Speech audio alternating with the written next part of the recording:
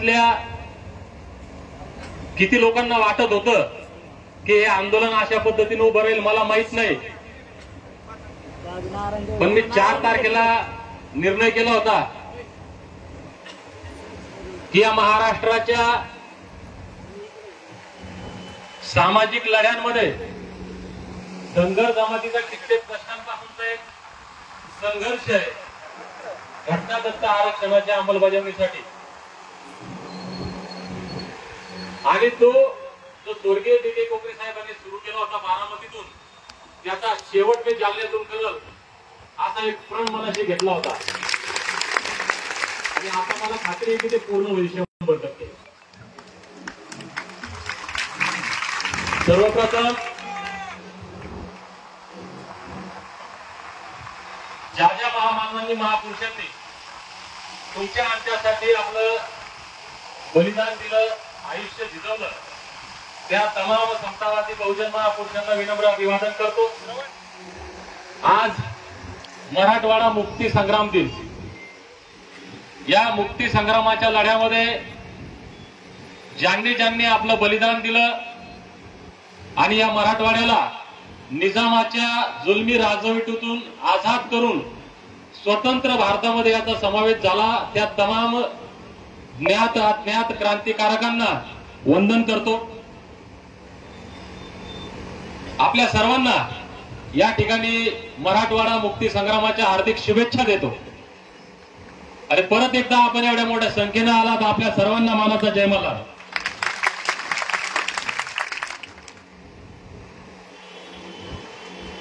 बरेच प्रश्न आहेत लोकांच्या मनात. आता जे जे लोक दीपक बोराडेला ओळखतात, आता 2 प्रकारचे लोक ओळखतात तर सगळेच, पण खरे किती लोक ओळखतात मला माहित नाही सर. पण जे मला खरे ओळखतात त्यांना माहिती आहे की दीपक बोराडे जे करल ते चांगलंच करल, समाजाच्या भल्याचंच करल. आता ज्यांना ओळख नाही, महाराष्ट्रातल्या लोकांना माहित नाही, त्यांच्यासाठी थोडंसं सांगतो. कोण काही मोर्चा काढला, आंदोलन काढला, आपल्याकडे सर्रास सुरू होतं. मी पहिल्यांदाच पहिल्या वाक्यात राष्ट्रमाता महाराणी अहिल्यादेवी होळकर यांची शपथ घेऊन सांगतो. आद्य स्वातंत्र्य महिला वीरांगना भीमाई होळकर यांची शपथ घेऊन सांगतो, दीपक बोराडे या ठिकाणी उपोषणाला बसलाय. कुणाचं ऐकून? फक्त धनगर जमातीच्या भावना समजून महाराष्ट्रातल्या प्रत्येक धनगर बांधवाच्या मनात जे चाललंय ते ऐकून दीपक बोराडेच्याच मनानं उपोषणाला बसलो.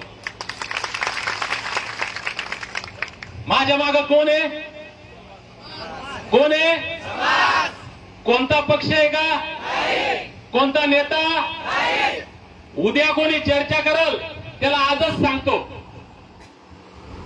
आजपर्यंतच्या आयुष्यामध्ये दीपक बोराडेनं स्वार्थासाठी कुणाचं ऐकून, कोणी काही लालूच देईल, चॉकलेट देईल ते ऐकून एकही काम केलं नाही आणि मरेपर्यंत सुद्धा करणार नाही.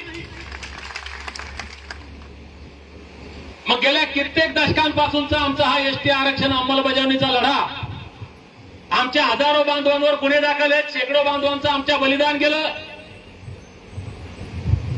आणि आता काय चाललंय? हा लढा थंडावला होता कुठंतरी. मागच्या वर्षी याच दिवसामध्ये पंढरपूरला आम्ही उपोषणासाठी बसलो होतो. त्यावेळेसही प्रामाणिक प्रयत्न झाला, सगळं चांगलं झालं. पण दुर्दैवानं आम्ही असं मानतो की आमची काही चुकी राहिली असेल, आम्ही कमी पडलो असेल आणि समाजही कमी पडला. कारण पंढरपूरमध्ये ज्या ताकदीनं समाजानं यायचं त्या ताकदीनं आला नाही. तिथून निघालो आम्ही संभाजीनगरला आलो, तिथं 8 दिवस एक लढा दिला. तिथून मुंबईला गेलो, मुंबईला ते मंत्रालयाचं आंदोलन, तिथं आमच्या एक वाक्षीताई उपोषणाला बसलेल्या होत्या. तिथं आम्ही मोजून असे खूप 50 लोक होतो त्या मंत्रालयामध्ये. त्या ठिकाणी जर 5000 लोक असते ना, त्याच दिवशी GR निघाला असता.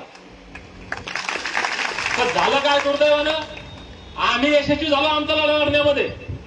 आम्ही शिंदे साहेबांपर्यंत आमचा मेसेज दिला, आमचा दबाव निर्माण झाला सर. पण दुर्दैवानं आमचा तितका दबाव निर्माण झाला, याच्यापेक्षा जास्त दबाव झाला आदिवासींचा. बाळूभाऊ जितके लोक होते, आजी माजी आमदार मंत्री खासदार आदिवासींचे, हे सगळे मुंबईत जाऊन बसले. त्यांनी सांगितलं फडणवीस साहेबांना की तुम्हाला आमचे मत पाहिजे की नाही, तुम्ही जर हे आगाऊपणा करणार असाल, यांना आरक्षण लाभ देणार असाल धनगरांना, तर आम्ही सगळे राजीनामे देतो. एकनाथ भाऊ ना, हा, ते नुसते आमदार खासदार नाही म्हणले, भाजपचा जिल्हा अध्यक्ष, तालुका अध्यक्ष, पंचायत समिती मेंबर, जिल्हा परिषद मेंबर, सरपंच सगळेच मध्ये राजीनामे देतो. आणि आपले लोक रस्त्यावर बी नव्हते. मग मला सांगा, जिंकणार कोण या युद्धामध्ये? ज्याची ताकद जास्त तो. आमची ताकद कमी पडली सर. पण आता ताकद दाखवणार आहे की नाही आम्ही? त्यांनी फसवलं, आम्ही विसरलो. 2014ला फडणवीस साहेबांनी लेखित आश्वासन दिलं होतं आपल्याला, सगळ्यांनी ऐकलंय पाहिलंय, पहिल्या कॅबिनेट मध्ये देतो, दिलं. आम्ही विसरलो, आम्ही दबावच निर्माण नाही करत. माफ करा, प्रत्येक जण पक्षामध्ये काम करतो, ज्याला त्याला स्वातंत्र्य. कोणी कोणत्याही पक्षात काम करा भाऊ. तुमच्या गावात, तुमच्या तालुक्यात, तुमच्या जिल्ह्यात ज्या पक्षाचं राजकारण चालत असेल आणि ज्या पक्षात तुम्हाला चांगली संधी मिळत असेल, त्या पक्षात जरूर काम करा. पण एक विनंती आहे, तुमचा लहान भाऊ म्हणून, तुमचं लेकरू म्हणून एक छोटीशी विनंती आहे की समाजापेक्षा पक्षाला महत्व देऊ नका. आणि तुमच्या बापापेक्षा, भावापेक्षा नेत्याला महत्व देऊ नका.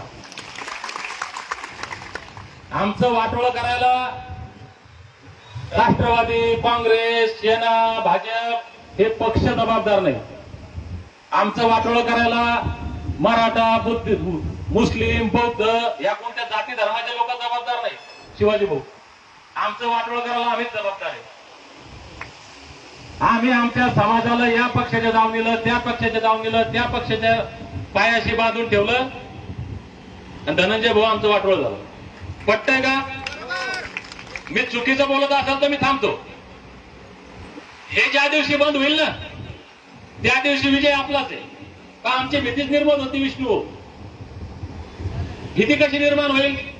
सगळ्याला माहिती की कुठे नारायण भाऊ आमच्या खिशात आहेत, हे कुठंच जात नाहीत, हे बांधलेले. पण हा समज फोडणं गरजेचं आहे. आता या परिस्थितीमध्ये दोन प्रवाह मोठे याच्यात चालले. मी अत्यंत जबाबदारीने या ठिकाणी बोलतो. एक 5 मिनिटं बंद केलं चालले. मी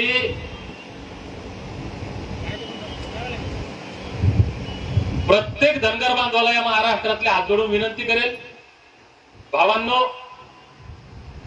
आम्ही आता राज्यामध्ये NTCच्या आरक्षणाचा लाभ घेतो, देशामध्ये ओबीसीच्या आरक्षणाचा लाभ घेतो, राजकारणात ओबीसीच्या आरक्षणाचा लाभ घेतो. ओबीसीच्या आरक्षण बचाव लढ्यामध्ये आम्ही पुढे होतो. बहिराम तात्या कुठे? बहिराम तात्या मी म्हणजे आम्ही नावं घेतो म्हणजे आम्ही लय मोठे असं नाही, पण वडीगोद्रीला आंदोलन उभं केलं, आमचा फार मोठा वाटा आहे. मी महाराष्ट्रातल्या जनतेला सांगतो, मी जे बोलतो हे जबाबदारीनं आणि विचारपूर्वक बोलतो. माझ्या बोलण्याचा इकडे तिकडे अर्थ घ्यायचा नाही. मी आता सरळ चालणार आहे, सरळ बोलणार आहे. इकडं बी नाही आणि इकडं बी नाही. त्याच्यामुळे आता ओबीसीचा लढा दीपक बोराडेने या ठिकाणी थांबवलेला आहे. सर, दीपक बोराडेसाठी पहिलं प्राधान्य, शेवटचं प्राधान्य फक्त आणि फक्त धनगर समाज आणि आमच्या लेकरांचे सर्टिफिकेट आहे. कारण आमच्यासाठी भांडणारा कोण आहे? आम्ही 350 जातीसाठी भांडलो. आमच्यासाठी भांडताय कोणी? म्हणून मी निर्णय घेतला, तो लढा चालू आहे तात्या, तो चालू द्यायचा आपल्याला. ज्याला त्या लढ्यात जायचं त्यानं जायचं, आपला कोणाला विरोध नाही. पण इथं फक्त आणि फक्त धनगर जमातीच्या एसटी आरक्षणाचाच लढा लढला जाईल.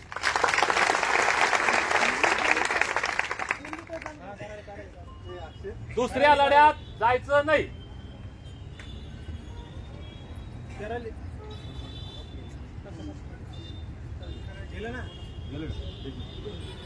मी आज बोलतोय, माझा आवाज आज तुमच्यापर्यंत येईल तिकडं. माझा आवाज लय स्ट्रॉंग आहे, पण तो आता उद्यापासून कमी कमी होत जाणार आहे. येतो ना आवाज तिकडं? मला माहिती माझा आवाज लय स्ट्रॉंग आहे, पण तो आता कमी कमी होईल. माझा आवाज जसजसा कमी होईल तसतशी तुमची संख्या वाढत गेली पाहिजे.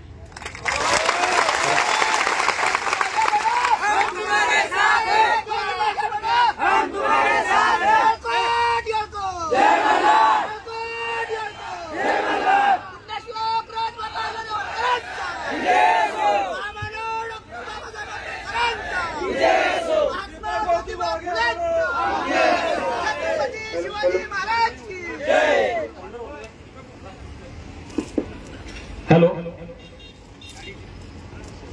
तर कोणी वाईट वाटून घेऊ नका, कोणी अर्थाचा गैरअर्थ काढू नका. काही लोक म्हणायला लागलेत, सरपंच साहेब हे दीपक बोराडेला कोणतरी उभं केलं असेल. काही म्हणतात की हे इकडचं आंदोलन कमी करायला इकडे आलं असेल. आम्हाला कोणाचं आंदोलन कमी करायचं नाही, कोणाचं आंदोलन मोठं करायचं नाही. आम्हाला आमच्या हक्काचं आंदोलन मोठं करायचं आणि आमचे सर्टिफिकेट घ्यायचे.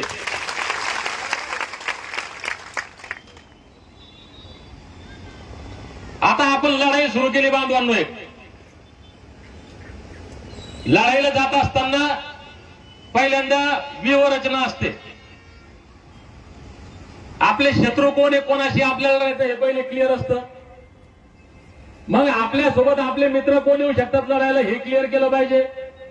शत्रू पक्षातले कोण आपल्या बाजूने येतात, तिकडचे सरदार फोडायचे, आपल्याकडे घ्यायचे, मग युद्ध जिंकता येत असतं. आता ही रणनीती आहे. आपला दुश्मन नंबर 1 कोण आहे आज? सरकार. हा, सरकार. सरकारचा सेनापती कोण आहे? मग आपण कोणाविषयी बोललं पाहिजे? सरकार आणि देवेंद्र फडणवीस. बाकीच्या विषयी बोललं पाहिजे सर.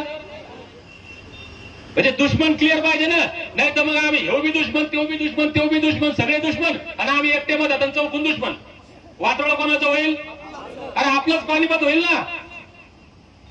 म्हणून मी जे बोलतो ते शब्द लक्षात घ्या, माझ्यावर विश्वास ठेवा. हा लढा आपण प्रामाणिकपणे लढणार आहोत आणि जिंकणार आहोत, पण प्लॅनिंग न. म्हणून धनगराच्या पोरानं मोबाईल कोणाकोणाकडे हात वर करा. हा, आता कोणाला शिवाय द्याल मोबाईलवर? हा, बाकी कोणाला? हा, शिव्या द्यायच्या म्हणजे आता लय लय शिव्या चालल्यात जोरात अशा. ते असं वातावरण झालं गावागावात भगवान दादा की लिमिटच नाही राहील त्याचं. दोन्ही भगवान शेजारी बसले. वा वकील साहेब, आपल्याला काही घेणं नाही त्या भानगडीशी. आपलं टार्गेट पाहिजे ना. आम्ही याच्याशी खेळायचं, त्याला खेळायचं, त्याला खेळायचं, त्याला खेळायचं, आणि मग काय? जर तुम्हाला आरक्षण पाहिजे असेल तर तुम्ही सरकारलाच खेटलं पाहिजे आणि देवेंद्र फडणवीसलाच भांडलं पाहिजे. आता असं म्हणल्यावर बाकीचे लय खुश होतील. आमच्या काँग्रेसच्या नेत्याला विनंती आहे, बाबा हो, फडणवीसनं आम्हाला चॉकलेट दिलं आणि फसवलं, पण तुमची भूमिका बी जरा क्लिअर करा. काय बारामतीचे पवार साहेब आमच्या धनगर समाजानं लय तुमच्या नावानं वाटोळ म्हणजे शिव्या घातल्या असं तुम्हाला वाटत असेल, पण तुमचं कल्याण बी धनगर समाजानंच केलेलं आहे. तुम्ही आमदार, खासदार, मंत्री, हजारो कोटीची प्रॉपर्टी, याच्यामध्ये धनगर समाजाचा लय मोठा वाटा आहे. आता आम्ही बोलत नाही, पण तुम्ही आमच्याविषयी बोला आता जरा. मग उद्धव ठाकरे साहेबांना आमची विनंती आहे, की बाबा आम्ही इकडे फडणवीसला भाजपला टार्गेट करतो, तर तुमची बी काय प्लॅनिंग आहे, आमच्याविषयी काय भूमिका आहे, तुमच्या मनात काय आमच्याविषयी सांगा. हे विचारलं पाहिजे की नाही विचारलं पाहिजे. या प्रत्येक पक्षाचं मला माहिती आहे, सगळ्या पक्षाचे लोक कोणत्या पक्षात काम करतात मला माहिती आहे. आपापल्या पक्षाच्या नेत्याला आपण जाब विचारला पाहिजे की नाही विचारला पाहिजे. विचारसाल तरच भलं होईल, नाही तर मग काय दबून राहिले. तर मला एक गोष्ट सांगा, एका गावामध्ये एका पक्षाचा एक चांगला कार्यकर्ता असतो, बरोबर भले साहेब. एक कार्यकर्ता चांगला आहे. समजा आता तुम्ही नेते परतूरचे, तुम्हाला काही टेंडर घ्यायचं असेल, छोटे मोठे कामं असतील, तुम्हाला ना की मी उदाहरण देऊ राहिलो, आता तुमचे काम आहेत. मी त्या गावातला एक साधा माणूस आहे, माझं काही काम आहे नेत्याशी. पण तुम्ही नेत्याच्या विरोधात बोलू नका, तुम्ही लिहू नका, पण बाकी जनतेला बोललं पाहिजे की नाही. नेत्याला बोलता येत नाही, पण बाकीच्या याचं काही गुत्त कोणाशी. खरं इमानदारीने सांगा, आजपर्यंत इथं बसलेल्या लोकांपैकी आमदाराकडे किती लोकांचं पर्सनल काम पडलं दत्ता भाऊ? खासदाराकडे कोणाचं काम पडलं बालाजी भाऊ? अरे उत्तर द्या, एखाद्याचं पडलं असेल तर. एकाचं बी नाही पडलं. आमदाराशी काम नाही पडलं पर्सनल, खासदाराशी नाही. आणि मग कशाला घाबरता यायला?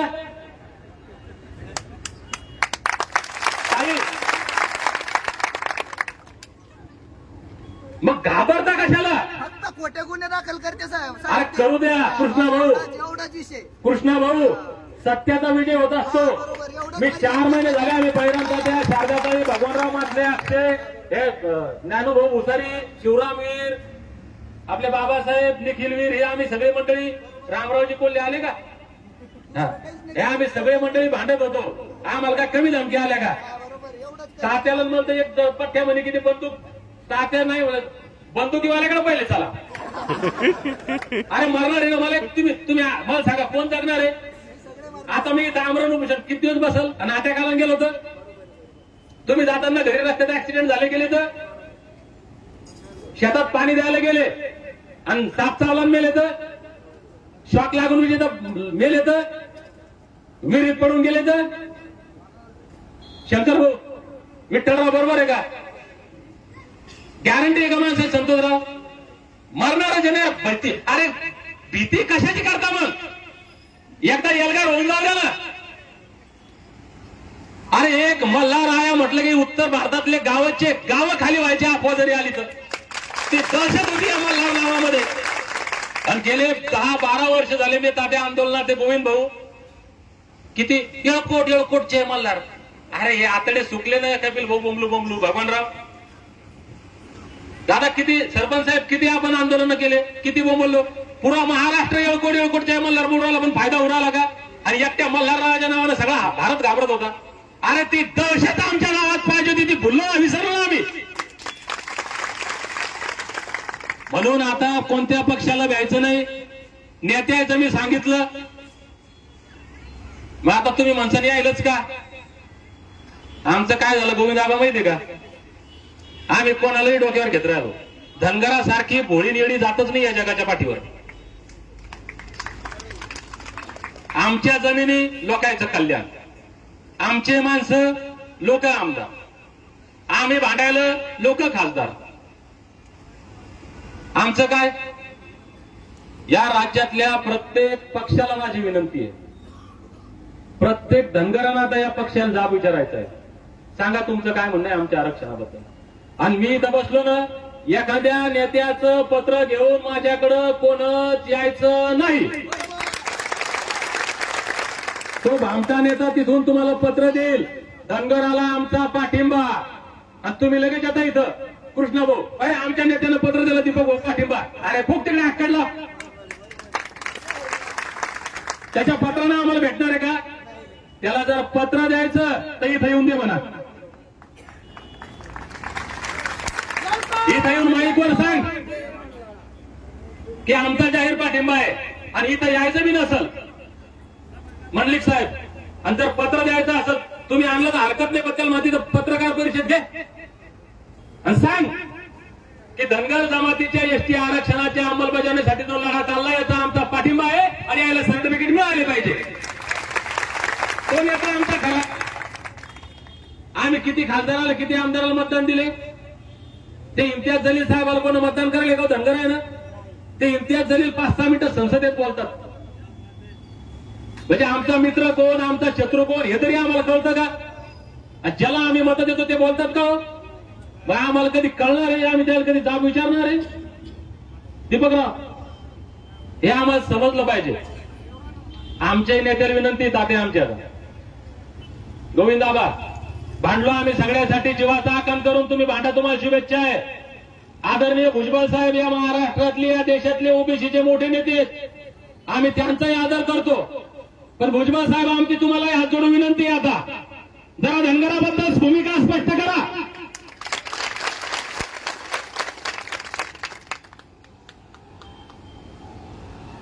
आमचे आहेत ना. मग आपला माणूस जर दुःखात असेल, आपला माणूस जर संकटात असेल, उद्धव पवार स्वागत आहे आपलं.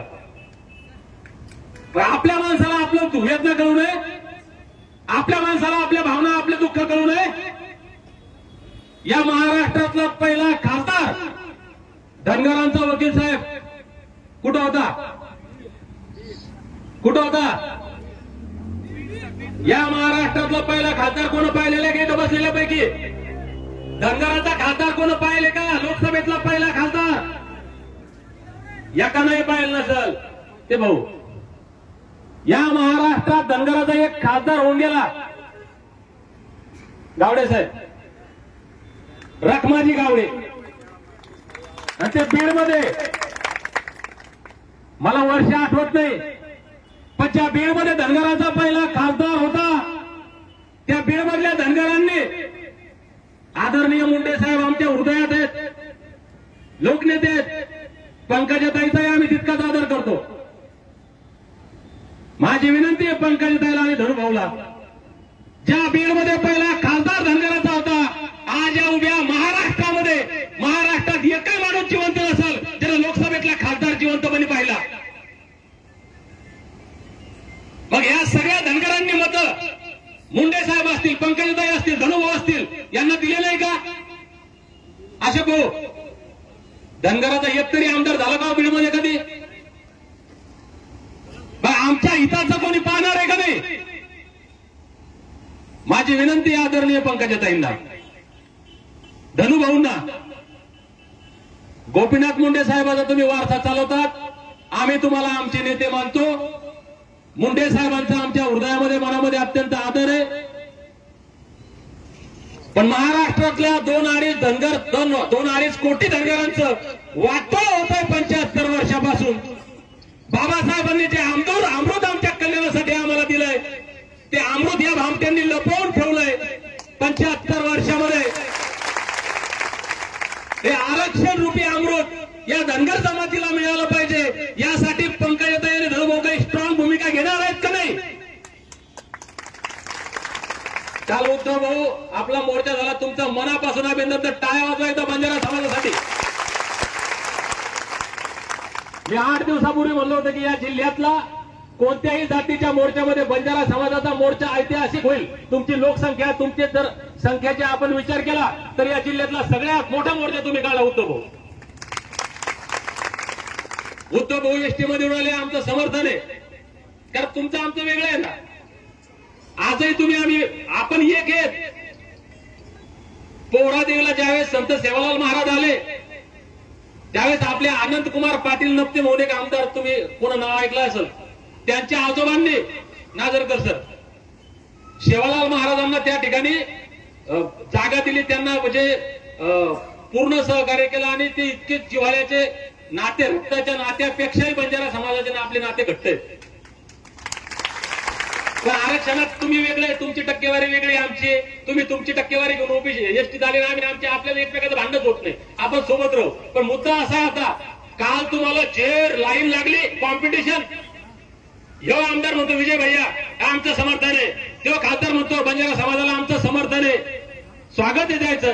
पण बाबा आम्ही 70 वर्ष झाले बोंबलू राहिलो, या आमदारा खासदाराला आम्हाला कागद द्यायचं सुचलं नाही. कारण बंजारा समाजानं थोड्या दिवसात का होत नाही, एकी दाखवली भीती दाखवली. आमच्या समाजात ती एकीच होत नाही भैया.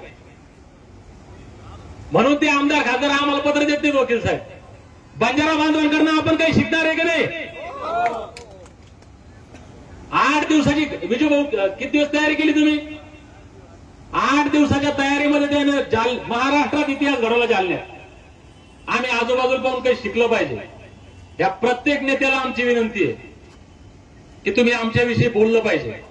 मग आता तुम्ही म्हणसान भाजपला बोलले, काँग्रेसला बोलले, राष्ट्रवादीला बोलले, शिवसेनेला बोलले, सगळ्या नेत्याला बोलले, धनगराच्या नेत्याला, धनगराच्या नेत्याला माझी विनंती आहे, या बाबा जरा रस्त्यावर या. आता काल आमचे राजेश भैया राठोड आमदार आहेत. ते आमदार बंजारा समाजाच्या मोर्चाच्या संदर्भात उद्धव भाऊ बरोबर बोलतो ना.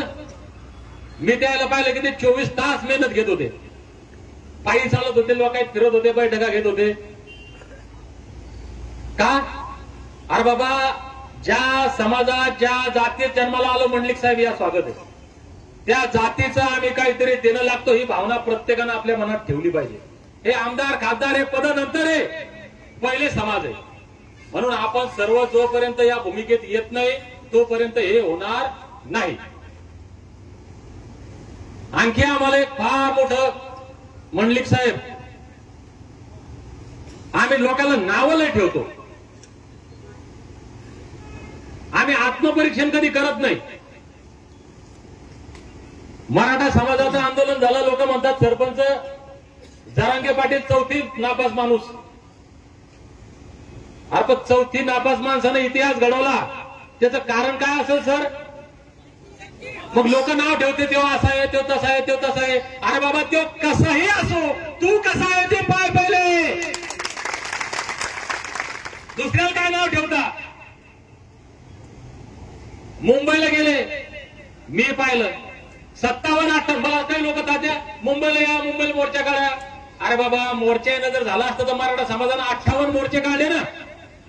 मोर्चांचा जागतिक कीर्तिमान स्थापन केला मराठा समाजानं. मराठा समाजाचे मोर्चे जगाच्या पाठीवर कोणाचे निघले नाही. आरक्षण भेटलं का त्याला? कधी भेटलं? तुमच्या भाषेत चौथी नापास माणूस जेव्हा रस्त्यावर आला आणि त्याला इमानदारीने म्हणलं की मी लढतो, तुम्ही मला साथ द्या, समाज जावा त्याच्या पाठीमागे उभा राहिला, तर हा लढा यशस्वी झाला. आता मुंबईला गेले आमचे पोरं कशात माहितीये का? मुंबईला गेलाय, गाजर भेटलं, हे भेटलं. अरे त्याला काही भेटू दे बाबा, तुला काय भेटलं ते पाय ना. आपलं पाहणं, आपलं काय चाललं तर. अरे ते एक कागद तरी घेऊन आला, एक GR तरी घेऊन आला. खोटं काय असत नाही, खरं काय असत नाही. तुम्हाला भेटला का ते? आता याच्यानंतर तुम्हाला हात जोडून विनंती आहे, त्या मोबाईल मध्ये बोट घालचाल ना तर फक्त धनगराची भाषा बोला आणि ST आरक्षणाची भाषा बोला.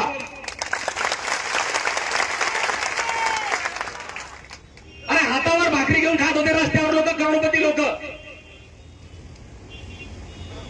तुम्हाला आम्हाला इतकं घेऊ शकतील इतके पैसे ज्याच्याकडे असे लोक फुटपाथवर झोपले. वकील साहेब रस्त्यावर हातावर भाकरी घेऊन खाल्ल्या होत्या लोकांना, तेव्हा ते यशस्वी झाले ना. आणि आम्ही काय करणार? घरी बसून गप्पा आणणार. हा असं काय ते दीपक बोराडेचं असेल काहीतरी, त्याला कोण म्हणलं असेल तू बैस शिवाजीराव, त्याला दिला असेल कोण काही पॅकेज. अरे दीपक बोराडे पॅकेज घेणारातला नाही. पॅकेज घेतला असतं ना तर या मागच्या 2 महिन्यात कमीत कमी 5 कोटी तात्या 5 कोटीच्या कमी कमवले असते का? शारदाताई कुठे? पण काय कमवलं आपण? आमच्या इतक्या शिव्या या महाराष्ट्रात कोणा खाल्ल्या नसेल. एकनाथराव असा समाज आहे आमचा. सरपंच साहेब, ताईचा मला फोन, अरे दीपक भाऊ हे लोक लय शिव्या देऊ राहिले, काय करता येईल? अरे आम्ही आमचं रक्त आठवलं, 4 महिने झाले माझ्याकडे 15-20 हजार कागदपत्र आहेत. सचिन भाऊ, मी आज जास्त बोलणार बरं का, उद्यापासून इतकं बोलणार आहे ते म्हणता नाही काय ते जास्त झालं बोललं मला सांगा. मला हे बोलणं गरजेचं आहे. अशोक भाऊ, सगळ्या भूमिका जर तुम्हाला कळल्या आठवले साहेब, त्या लोकांना कळलं नेमका काय विषय येतो.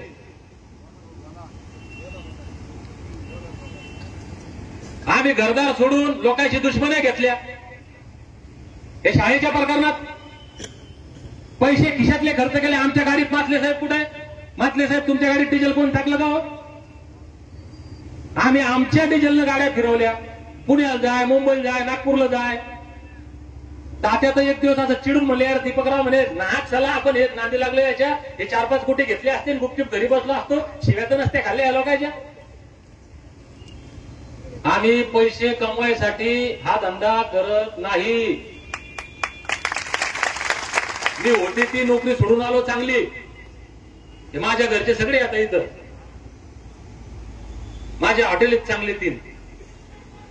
हे माझ्या घरच्यांना का विचारू? माझ्या गावातले टीम उर्मीचे ज्या प्रकारचे लोक गेले त्याला विचारा, मग कधी हॉटेलवर काउंटरवर बसेल दिसलो का? ते बंद पडत चालतं तिकडं, त्याच्याशी काही घेणदेण नाही. उद्योग समाजाचा घेतलेला आता विठ्ठल भाऊ, आणि दुसरा उद्योग सुचत नाही.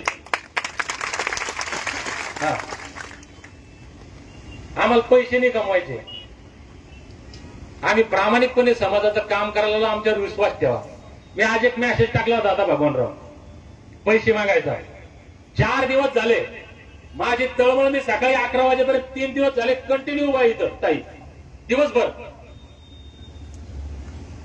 पहिल्या दिवशी एवढे चिलटत असले म्हणलं बिमार पडतो काय मी आता. चिलटन मच्छर पण हल्लो नाही इथून. इथं काय परिस्थिती तुम्ही बसली तर ही जागा आहे आपल्या राष्ट्रमाता अहिल्यादेवी होळकर यांच्या नियोजित स्मारकाची.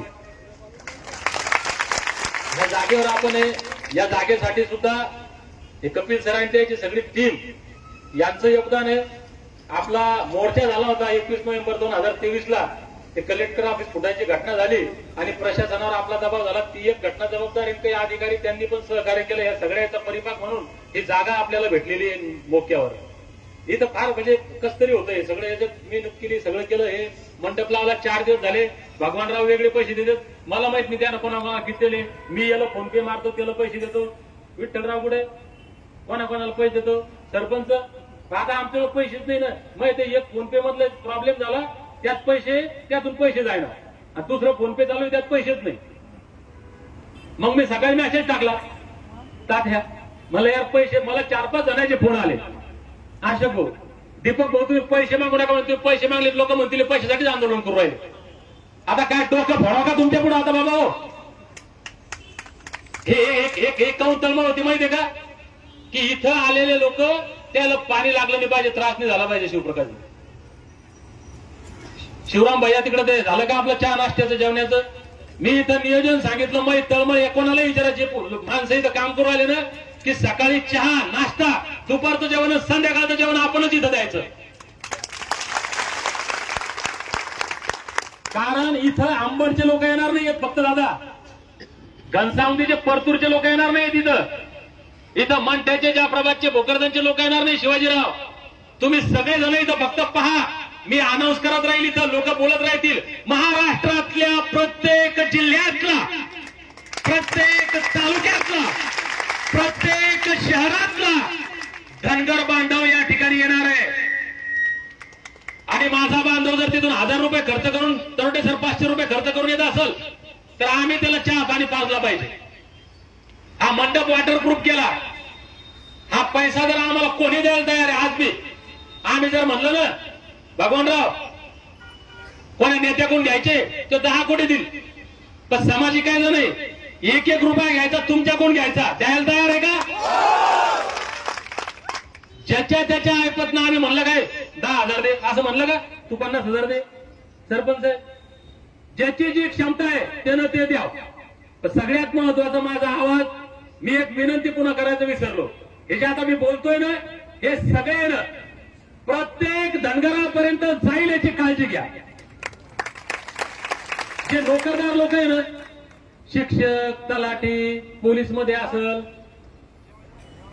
ग्रामसेवक असेल, हे लोक 1 नंबरला.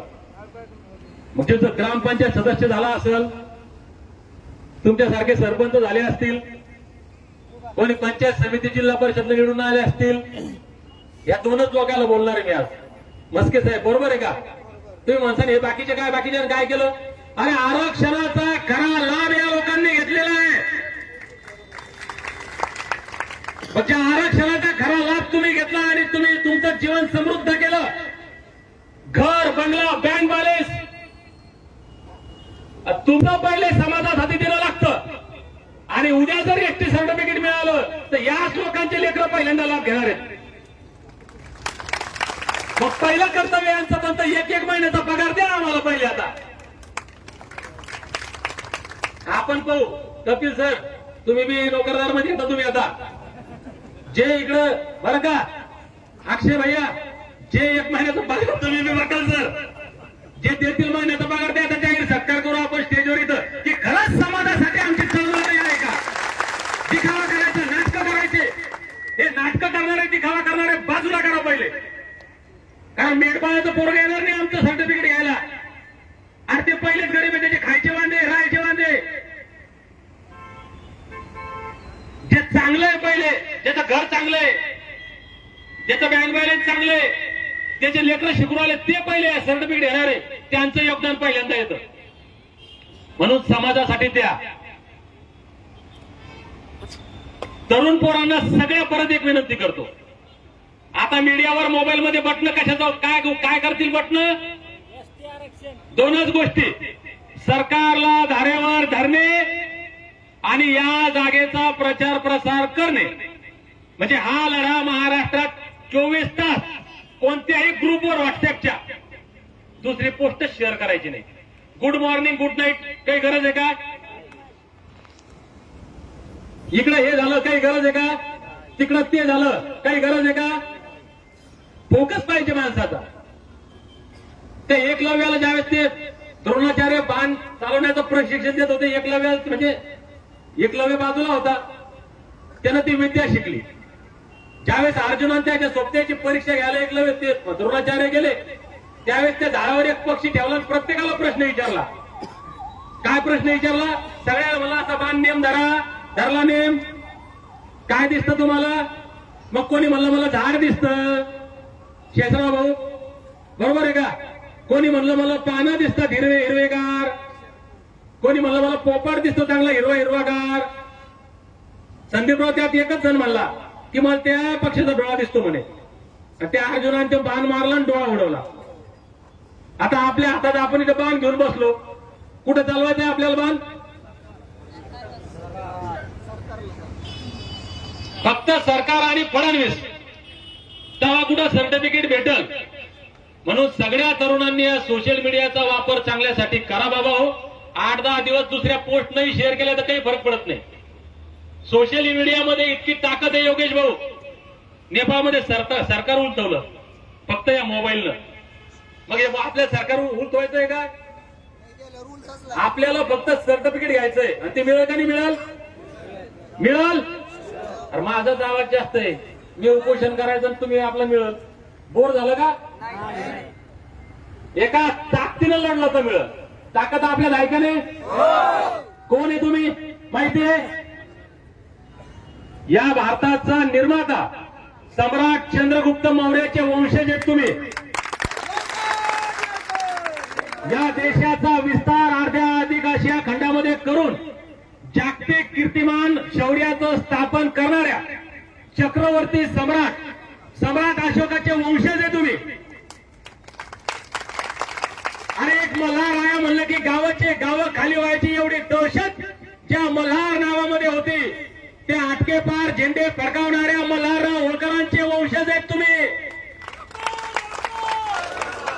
अरे ज्या मनगटात बळबुद्धी आणि चातुर्य आहे, तोच स्वकर्तृत्वावर लोकाभिमुख राजा बनू शकतो असं सांगणाऱ्या जागतिक कीर्तीच्या ज्यांनी म्हणजे लोककल्याणकारी कार्याला तोडणं अशा जागतिक कीर्तीच्या महाराणी की ज्यांच्यावर एकदा राघोबादादा पेशवे चालून गेला, ते संस्थान खालसा करायला अहिल्याबाई अशा हातात भाला घेऊन उभ्या ठाकल्या आणि म्हणाल्या की एक आपला म्हणून माझ्याकडे पाहू नको, हातामध्ये बासळा घेऊन उभी ठाकेन तर तुम्हाला जड पडेल.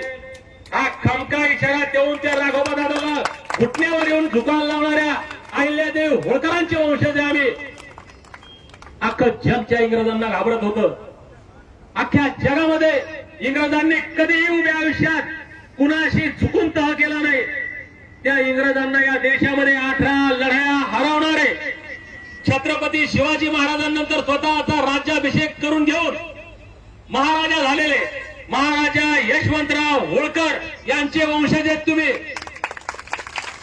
आणि जगात ज्या इंग्रजांची दहशत होती ती दहशत झुगारून मालकम नावाच्या अधिकाराच्या छाताडावर लाथ मारून इंग्रजांची जगात नाचक्की करणाऱ्या या भीमाबाई होळकरांचे वंशज आहेत तुम्ही. त्यांची आज जयंती आहे, त्यांना विनम्र अभिवादन.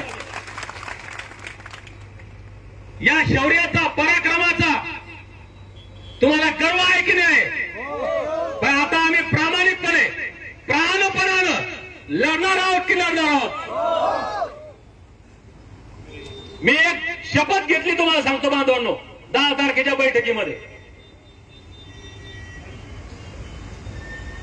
माझ्या आयुष्यातील या दादा बसा 2 मिनिटं. माझ्या आयुष्यातील एसटी आरक्षणासाठी मी जितके मोर्चे आंदोलन उपोषण जे काय केलं असं जर आतापर्यंत माझ्या आयुष्यातील हा शेवटचा लढा आहे. आणि हा लढा धनगर जमातीच्या एसटी आरक्षण अंमलबजावणीच्या लढ्यातला वकील साहेब गेले का हा शेवटचा लढा होऊ शकतो. पण कधी सगळ्यांनी शपथ घेतली तर कोणीच बोलायला तयार नाही. म्हणजे लढायचं पुन्हा आमचा बाप लढला, आमचा आजा लढला, आम्ही लढतो आणि आमच्या लेकरांनी बी लढलं पाहिजे पुन्हा.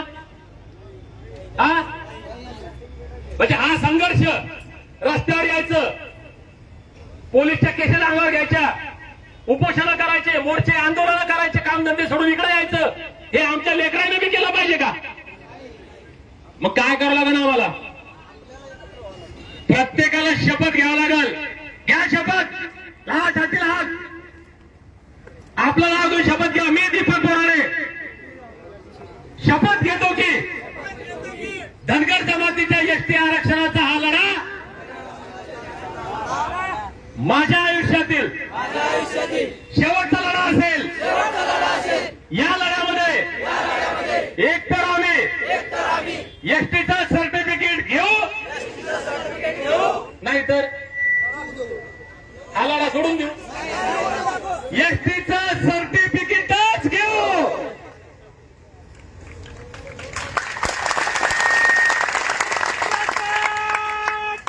मी बांधवांना इथून हटणार नाही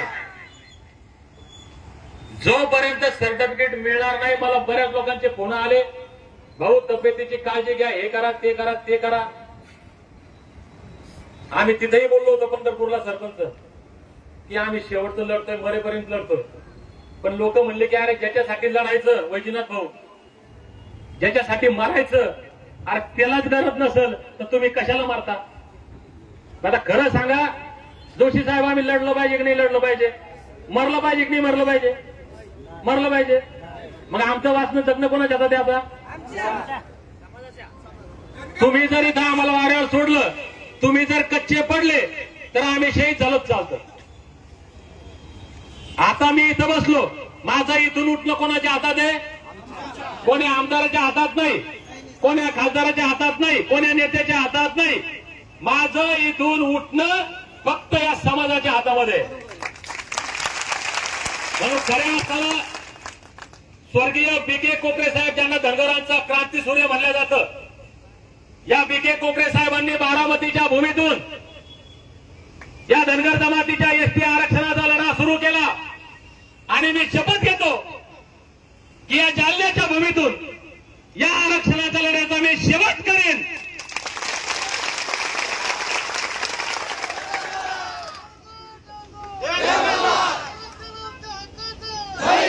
पण त्याला एक पण आहे, मी शेवट करीन सर, पण तुम्ही सोबत असले तर.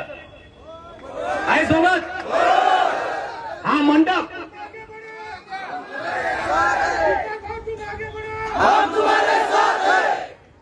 ज्या दिवशीपर्यंत सर्टिफिकेट मिळत नाही आणि मी इथं जिवंत बसलेला आहे, मग मला उठता नाही आलं चालेल, मला बोलता नाही आलं चालेल, पण दीपक बोराडे जोपर्यंत या उपोषण मंडपामध्ये आहे तोपर्यंत या मंडपामध्ये संख्या कमी झाली नाही पाहिजे.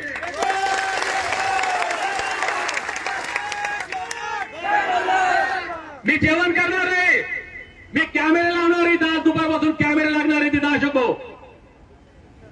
मी अन्नाचा कण जर खाल्ला, मी जेवण जर केलं, तर सगळ्यांनी मला इथून हाकलायचं लाथा मारून. मला बरेच लोक शिवाजीराव आले, सांगितलं, सकाळी मी बोलले, दीपकराव काय होईल ते होईल, याचं त्याचं नाव सांगून असं चितळकर साहेब खोटं नाटक काम नाही करणार, जे करायचं ते खरं. मी प्रामाणिकपणे इथं बसायला मरायला तयार आहे. तोपर्यंत मी इथं आहे, तोपर्यंत एकाही माणसाने इथून हलायचं नाही.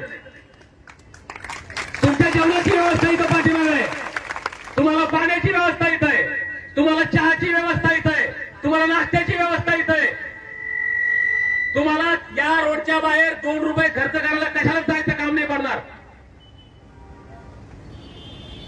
मग तुम्हाला जर लय अर्जंट काम असेल, कोर्टाची तारीख असेल, तुम्ही कुठं नाही गेले, एखाद्याचा जीव जाणार असेल, तुम्ही नाही गेले, तुमचं 1 कोटीचं नुकसान होणार असेल, असं काही असलं तरच जा. मग आज तुम्ही मंडपात बसले, उद्या रोडवर बसले पाहिजे, परवा चौकात बसले पाहिजे, 4 दिवसाला दीपक बोराडे बोलताना आले, तुम्ही जालन्याच्या प्रत्येक रस्त्यावर बसलं पाहिजे.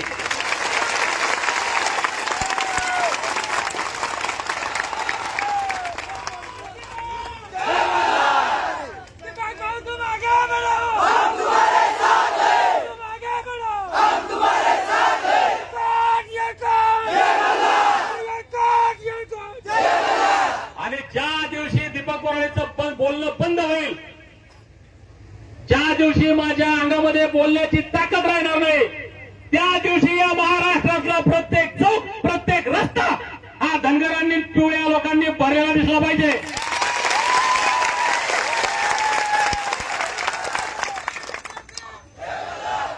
आणि आणखी एक विनंती हात जोडून करतो, मी तुमच्यासह महाराष्ट्रातल्या प्रत्येक बांधवाला हात जोडून सांगतो, ब्रँड आहे, ब्रँड दीपक बोराडे ब्रँड. नावातच ब्रँड आहे, या ब्रँडला कोणासोबत जोडू नका. भोसले साहेब लोक लय म्हणते, त्याचा माणूस आहे, त्याचा मित्र आहे, याचं ऐकल, त्याचं ऐकल. दीपक बोराडे कोणाचंच ऐकत नसतो. सर उद्या ऐकत काम पडं भगवानराव, तुमचं ऐकल बरं का सगळ्याचं. तात्या, गोविंद भाऊ, विठ्ठलराव, अक्षय भैया, तुमचं ऐकल मी, कारण तुम्ही माझे, बाकी कोणाचंच नाही ऐकणार. त्याच्यामुळं पाणी रे पाणी तेरा रंग कैसा, जिसमें मिलाया उसके जैसा. दीपक बोराडेचा रंगच वेगळा आहे. दीपक बोराडेला कृपा करून कोणासोबतही जोडू नका. मी लय गर्वानं सांगतो, अशातला भाग नाही, पण माझा स्वभाव, माझी विचारधारा, माझं वागणं, माझं बोलणं, माझी प्रत्येक गोष्ट स्वतंत्र आहे, वेगळी आहे. मी माझ्या हिशोबानं चालतो आणि आता चालणार समाजाच्या हिशोबानं. त्याच्यामुळं किंतु परंतु कोण काय म्हणतं या भानगडीत लक्ष न देता माझं पहिलं वाक्य, शेवटचं वाक्य, माझ्यावर विश्वास ठेवा.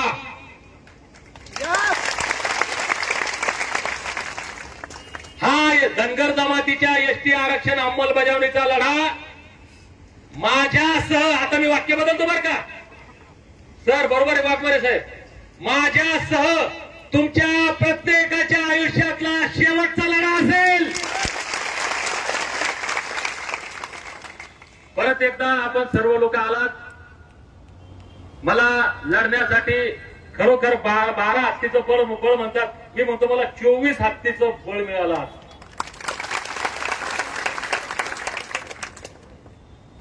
माझी आंदोलन करण्याची ऊर्जा गेल्या 8 दिवसापासून मी शारीरिकदृष्ट्या, मानसिकदृष्ट्या लय खचलेलो होतो. आरक्षण उभं करताना एक थोडस बोलतो, मी थांबतो इथं. गोविंद भाऊ काही गोष्टीचे खुलासे केले पाहिजे, कारण लोक म्हणतात की आता बोलणं गरजेचं आहे. लोकांचा एक ग्रह होता सर, लोकांना विचारायला पाहिजे उपोषणाला बसायला. अरे बाबा मागचा अनुभव आहे, पंढरपूरला आम्ही गेलो, महाराष्ट्रातल्या जनतेला हात जोडून कळकळीची विनंती माझी, अरे समजून घ्या विषय. एका आईच्या पोटी जन्माला आलेले 4 लेकरं सुद्धा एका ठिकाणी सरळ एका विचारानं नाही बसत काही. मग महाराष्ट्रातल्या पुऱ्या लोकांना विचारून हे आंदोलन ठरलं असतं का? हा, त्याच्यामुळं आम्ही जो निर्णय घेतला तो प्रामाणिकपणे तुमच्या आमच्या लेकराच्या हितासाठी हा निर्णय घेतलेला आहे. आमच्यावर विश्वास ठेवा. आम्ही जे पैसे मागितलेले आहेत, या ठिकाणी भगवानराव मातले या व्यक्तीला कोण ओळखतं इथं बसलेल्यापैकी? हे तर बाकीचे ओळखत नाही वाटते. सगळे ओळखताना माझ्या नजरेत मी इथं बसलोय. पैशाचा विषय महत्वाचा असतो. तुमचा घामाचा पैसा आहे. आम्ही आजूबाजूला पाहतो वकील साहेब, पैशाच्या काय भानगडी होतात. मी आजपर्यंत वैयक्तिक 500च्या वर माझे व्याख्यान महाराष्ट्रात झाले असतील. मी गाडीच्या डिझेलसाठी पैसे घेतलेले नाहीयेत. मी रुपया घेत नाही. परंतु या सामाजिक कामासाठी पैसे गरजेचे असतात. या ठिकाणी भगवानराव मातले प्रामाणिक माणूस आहे की ज्यांना मी मागच्या ज्या 10-12 वर्षात ओळखतो, ते जिथं तिथं खिशातले पैसे खर्च करतात, पण स्वतः रुपया कधी कुठं खाताना किंवा लुबाडताना मला दिसले नाही. म्हणून ह्या पैशाचा सगळा हिशोब भगवानराव मातले यांच्याजवळ राहणार आहे. आपण इथं नक्की स्वरूपात पैसे देऊ शकता. मी माझा फोनपे नंबर मुद्दाम देतो भगवानराव, कारण नागपूर पासून मुंबईपर्यंत माझे नंबर लोकांना पाठ आहेत. माझे दोन्ही फोनपे नंबर जे मोबाईल नंबर हे फोनपे नंबर आहे. ज्याला मोबाईलवर पैसे टाकायचे असेल त्याला इथं QR कोडचे काही स्क्रीन आम्ही लावून देतो. सोशल मीडियावर व्हॉट्सअप फेसबुकच्या माध्यमातून आवाहन करतो, तुम्ही आम्हाला दिलेल्या 1-1 रुपयाचा हिशोब राहील आणि मरेपर्यंत तुमच्या पैशाचा उपयोग जर लय दिले, समजा कृष्ण भाऊ 10-20 कोटी दिले, समाधान समजा आम्हाला भगवानराव, तर 1-1 रुपयाचा उपयोग हा समाजासाठीच होणार आहे. म्हणून ज्याला नगदी द्यायचे ते इथं 2 बाया आमच्या बसतील. इथं येऊन तुम्ही देऊ शकता. आपापल्या ऐपतीप्रमाणे फोन नंबर आम्ही लावू, त्याच्यावर देऊ शकता. परत एक नम्र विनंती सगळ्याला करतो, ज्याचे कोणाला व्हिडिओला हे वाक्य काटछाट करून ते टाकता येतात ते टाका. सोशल मीडियाचा जे वापर करणारे आहेत तरुण आमचे, त्यांनी ऍक्टिव्ह व्हा आणि फक्त इकडं मागं पुढे इकडं न पाहता सरळ फोकस ठेवा. तो दीपक बोराडे, जालना आंदोलन, मुंबई भाजप आणि देवेंद्र फडणवीस. तुमच्या सोशल मीडियामध्ये कोणही मोबाईल उघडा, फेसबुक उघडलं की पिवळं वादळ दिसायला पाहिजे, व्हॉट्सअप उघडलं की त्याला पिवळं वादळ दिसायला पाहिजे. बरोबर आहे की नाही? हे जर आपण करू शकलो तर आपण यशस्वी आहे. राज्यभरातून या ठिकाणी लोक येणार आहेत, जे स्वयंसेवक. आम्ही कसं हे सगळं उभं केलं आमचं आम्हाला माहिती आहे. ज्यांना कुणाला इथं आमच्या सोबत या कमिटीमध्ये काम करण्याची इच्छा असेल, स्वयंसेवक म्हणून काम करण्याची असेल, ज्याला कुठं इथं आपलं ज्या पद्धतीचं योगदान द्यायची इच्छा असेल ते या ठिकाणी देतील, त्याचं स्वागत आहे. दुसरी एक महत्वाची गोष्ट मी या ठिकाणी बोलतो, ती आपण प्रत्येकाने हात ठेवायची. इथं अक्षय भैया असतील, आपणचे मंडळी इथं राहणार आहेत, ज्ञानेश्वर भाऊ, या स्टेजवरनं या माईक मधून ज्याला कोणाला बोलायचं असेल, हा फार महत्वाचा विषय. 1 मिनिटात मी थांबणार आहे, कारण आता माझी एनर्जी संपत चालली आहे. ज्याला कोणाला या स्टेजवरून बोलायचं असेल तो फक्त धनगर, एसटी आरक्षण हेच बोलल. याच्या व्यतिरिक्त इथून कोणी काही बोलणार नाही. बाकी कोण्या पक्षाबद्दल, कोण्या जाती धर्माबद्दल, कोण्या संघटनेबद्दल, कोण्या नेत्याबद्दल ज्याला कोणाला काही बोलायचं असेल त्यानं माझ्या कानात सांगायचं, मी बोलल. पण या माईकवर कोणाला रिकामा बोलण्याचा अधिकार राहणार नाही. धन्यवाद. जय मल्हार. या ठिकाणी बंजारा समाजाचे नेते उद्धव भाऊ पवार, विजय भैया चव्हाण आणि के साहेब हे बंजारा समाजाच्या वतीनं या आपल्या आंदोलनाला पाठिंबा देण्यासाठी आलेले. मी त्यांचं या ठिकाणी मनापासून अभिनंदन, आभार व्यक्त करतो. महाराष्ट्रातल्या 2-2.5 कोटी धनगरांच्या वतीनं आभार व्यक्त करतो आणि तुम्हाला विनंती करतो की तुम्ही वरती या, 2 मिनिटं तुमच्या भावना कोणी व्यक्त करा, नंतर मग आपले लोक बोलतील.